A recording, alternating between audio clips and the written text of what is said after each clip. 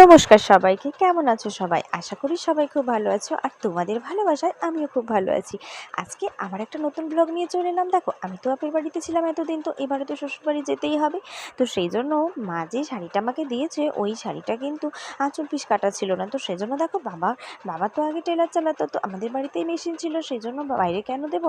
বাবা বললো আমি কেটে দেবো, নিয়ে আয়। তো চলো, আমার তো শাড়ি রেডি, আর আমি শাড়ি পরে একদম সেজে গুজে দেখো রেডি হয়ে গেছি, শুধু টিপ পরাটাই বাকি আছে।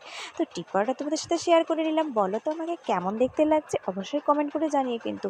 তো টিপ পরা তো এদিকে হয়ে গেছে, তারপরে তো একটু নিজেকে দেখে নিলাম সুন্দর করে আয়নাতে। আর জিনিসপত্র তো আমার ওদিকে গোছানো রেডি হয়ে গেছে। যাই বলো, এতদিন বাপের বাড়িতে ছিলাম, এবার তো শ্বশুরবাড়ি যাওয়া উচিত।